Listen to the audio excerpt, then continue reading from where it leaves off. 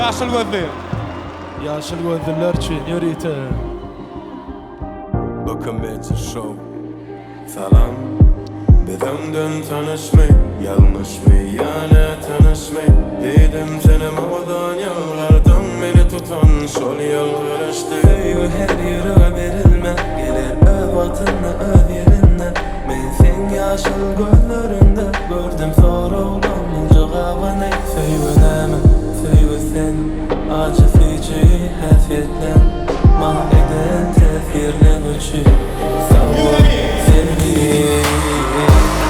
Dünyanın bokunda özümlüğüme kaçtım ben. Gülme yaşıl gözlü belele. Beni sen barkan korkuyum yok. Oy uruversen torkunla. Kenarıma yaşıl gözlü belele. Beni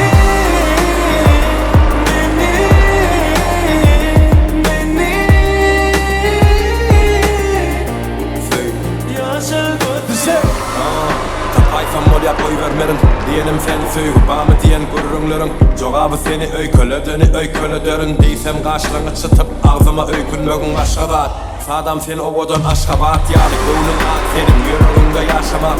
Bak durmuş tüycük olur yanı kant bolup koşul ömrümü boğacağım. Söyle sen acı feci hasretten mahveden tesirle güçlü. Давайте вместе.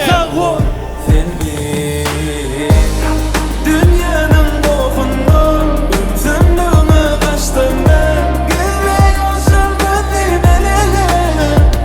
Beni sen barkan korkuyum yok. Oy uruversen torkunla. Kenarıma yaşıl gözlü belele. Beni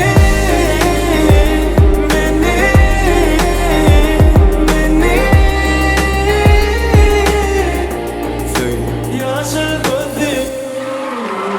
Çok sağ olun Mehmet dostlar. Ayrı mı kağıdınız mı?